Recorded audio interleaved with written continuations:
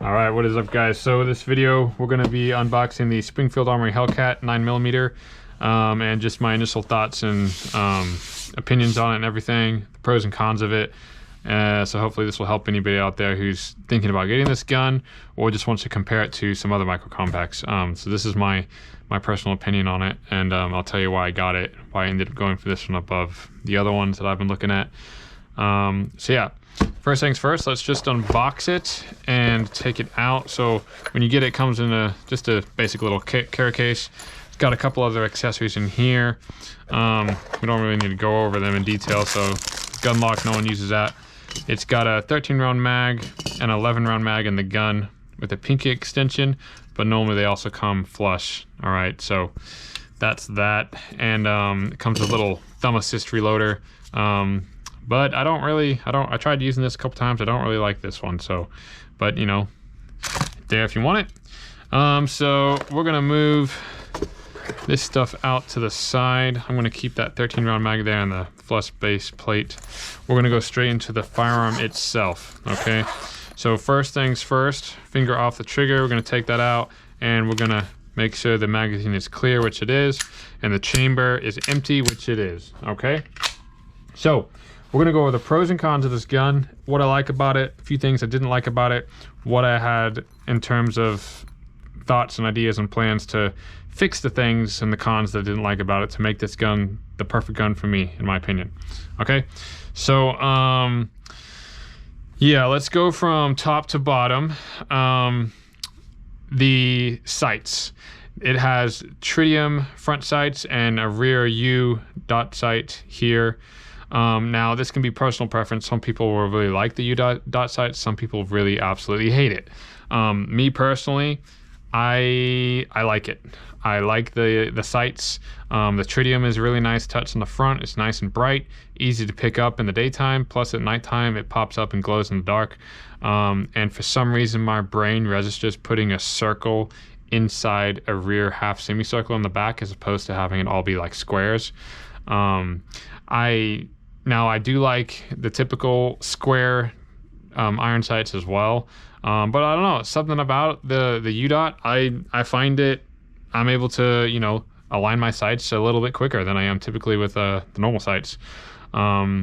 So that's just my personal opinion. If that's something you don't like, you'll probably have to you can just pick the model that has the other sights on it. Or just, you know, get some new sights. But I like the fact that these sights were already on here. They're already pretty good. I didn't notice any issues. They looked completely even to me, like on the back here. A lot of the firearms, sometimes when I had them in Taurus especially, they would be like a little bit off center. So yeah, I like the sights. So moving on from there, one nice little feature that I kind of liked, it has a loaded chamber indicator. So right here it has a little hole, all right, in the top of the slide and going into the barrel there where you can see. So when there's a bullet in there, now obviously there's nothing in there now, but I can put a dummy round. So this is a dummy round, right? Not live ammo. Into the magazine, feed that in, and if you see here, you can see the stainless steel, it's showing right there. So you can see that there's actually a bullet in there, which it's pretty cool. Not gonna lie, I like that little feature there. It's just so you know, it's a little extra reassurance, but nonetheless, always should be checking your firearm to make sure that it's empty regardless. But that's a nice little touch. I didn't mind that at all. Another nice pro and feature that I really liked about this gun, I like the slide serrations. Okay, so it makes it pretty easy to slide it from the back, slide it over the top, slide it from the front of the top, and even you can do a bit of a thumb press check like that. It's a little tough, it's a little tight because it is a micro compact, obviously, so it's going to be, you know, it's going to be it's pretty rigid. It's pretty hard to pull it back, especially like a thumb check like that. But for it being a micro compact, it handles really well in terms of the recoil and everything, and the slide coming back and pulling it back. That's just my personal preference. The one of the main cons about this gun that I was getting a lot of, seeing a lot of people comment on in the videos and everything. They were saying that this is typically a snappier gun compared to other micro compacts. Now, obviously, being a micro compact, you're going to assume that these are just going to have more recoil and more kick in them. But quite a few of the videos on YouTube and stuff, and people are saying, yeah, it just it's a little too snappy for me. Like, it's snappier than the other ones that I've fired before. So that was one thing that was I was kind of hesitant. I was like, I wonder if this is going to be too snappy for me. But I shot a few boxes of ammo at the range the other day, and I was pleasantly surprised that I was totally able to handle this recoil with no problem. Again, that's just my personal experience with the matter. So if you don't have a problem with recoil in terms of guns in general, I'd still recommend getting this gun, because recoil shouldn't be the thing that stops you. You just need to learn how to handle and mitigate the recoil yourself. So, you know, that's just my personal opinion. So, another good feature about this gun, it has adaptive grip texture. So you can see on the sides, and it wraps all the way around here and around the back, and it has two little bits here and here. A bit here at the front on the left and the front on the right. This is where your thumb and your fingers are gonna go. Like, it's very nice to hold in the hand. So it's smooth when you're just holding it and coming across it nice and gentle, but the harder you grip and tighter you grip, the grip gets more, it feels more firm in the hand. Like, I was holding this gun, shooting it, doing build drills of rapid 6.5s in a row, and I was able to hold on to this gun and it wasn't going anywhere. So I really like the adaptive grip texture. It really did. I found it made me a nice little significant difference in my shooting and handling. And another cool little feature of this gun, it like has a little kind of a dip here in the left side and the right side. So it almost like your thumb and your finger, it'll kind of like feel like you're almost molding into the gun a little bit, which I like. It makes really nice, comfortable handling. Makes you feel like you've got a secure grip on the firearm. And overall, I really like the feel of this gun. This is one of the main reasons that I ended up going with this gun over all the other micro compacts, like the Shield or the Sig P365 or the Mete MC9. Like, I felt like I personally was able to grip and hold the gun, and it was comfortable to hold and handle. And to me, feel is very important with firearms. So it needs to feel good in my hand, needs to feel comfortable in my hand, so then I can feel confident to use the gun, as opposed to having weird little things that I'm picking up on. Because, like, yeah, you want to be comfortable with your firearm. So that leads me to the magazines. All right, the magazines, if it's an 11 round flush base magazine, that is one of the main problems that some people are going to have, because basically if it's a flush plate down here, your pinky is kind of slipping off at the bottom. All right, so it's good for super concealability, because you don't have that extra, you know, inch, 2 inches sticking out the bottom there, or protruding and printing on your shirt, you know, whatever, however which way you want to look at it. But for gripping, it's a little harder to grip the gun and do your follow-up shots when you have a flush plate 11 round magazine. So to mitigate that, you want to put that pinky extension on, which mine came with, which is pretty nice. It's got the pinky extension here, so all it does is turn that base plate into that extension there just for your finger. All right, so that makes it just comfortable enough for me. I have slightly larger average than average size hands, so I'm able to just get that pinky on there with that pinky extension. But my personal preference is to go straight for the 13 round magazines, because when you have the 13 round magazine here, it is absolutely perfect for me. Okay, so that's something you want to just think about when you're going into getting any micro compact. Make sure you can grip that nice and firm, and figure out the best kind of accessories for your magazines, and make sure you can actually get a hold of it. If you're smaller or a female, you're going to have smaller hands. You're not going to have as much of an issue with this, but for men in particular, just make sure, if you've got big hands, make sure that you can actually grip this gun, get those 13 round magazines. I personally really like them. The other thing is with this Hellcat, if you get this Hellcat model, it's the smallest one out of all the Hellcats, because the one up is the Pro, and the Pro is slightly bigger. But when you put the 13 round mag in, this is now the exact same height as a Hellcat Pro.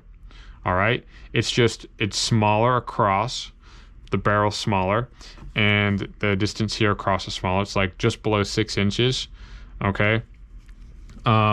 And having the Hellcat, it gives you that flexibility for having better concealability and different options. So you can go the 13 round mag, you can go the pinky extension for a little smaller, or you can put the flush plate on and you can have that for like ultra concealability as well. And they even have 15 round magazines now available for this, which is really cool. So I really did like the fact that even though I got this super small micro compact for concealed carry, I still have the option to give myself a little more rounds and it still be small and a smaller footprint overall. All right, so I like that about this gun. Let's see, the other thing that I did like about this gun, and I noticed at the range, now it says it has a hammer forged barrel.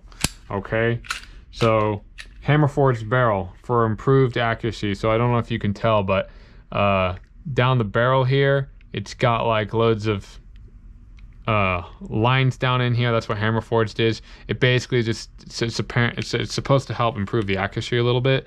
And I gotta say, I like strictly focused on the trigger pull and the sight alignments here, and I was hitting stuff pretty much dead on. I just only did 3 yards and 5 yards, but I was aiming with the sights, pulling through to the wall, and then just past, keeping my sights right on there.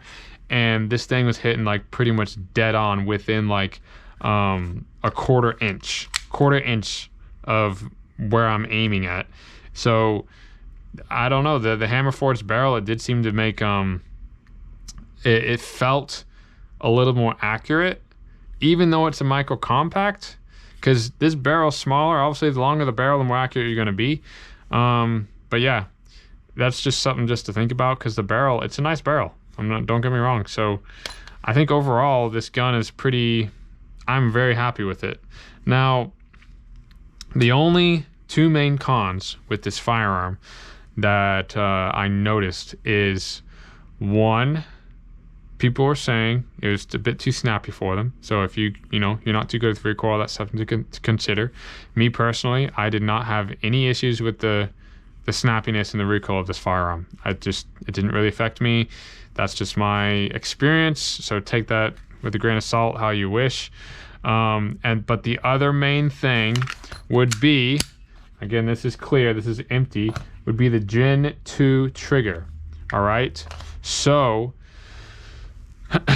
now, don't get me wrong, this trigger is not like, it's not that bad. It's a decent trigger. For stock trigger, it's pretty good. It's pretty clean. It's not too mushy or anything. Like, you get to the wall and then you pull through and the reset's not too long, but it's just still a little too long for my preference. So I'm gonna show you here. I'm gonna use a dummy round. All right, so orange, this is not live ammunition. We're gonna load this into the 11 round magazine. And now we've got the dummy round in there, okay? So you can see here, dummy round is in there. Because with this gun, I believe it is a striker fired pin, and they have some issues where if you're always dry firing this particular gun, it can damage the striker pin and make it break. So you always want to make sure you have a dummy round in it, or something, that can mitigate when it's hitting the back there, snap cap, stuff like that. So that's what I've got in here just to demonstrate the trigger, okay? So when you have the trigger, you have a bit of movement to about here. So you moving like that, about that much, then you hit the wall. Now, once you hit the wall, you have to pull a little bit more, and then it'll break and it'll shoot. Okay, so I'll show you again how the movement I'm gonna do. So if my finger's on the trigger right here, I haven't moved it yet, there's the wall. Wall, wall, wall. Now once you're at the wall, you have to pull a little more, then it breaks, okay?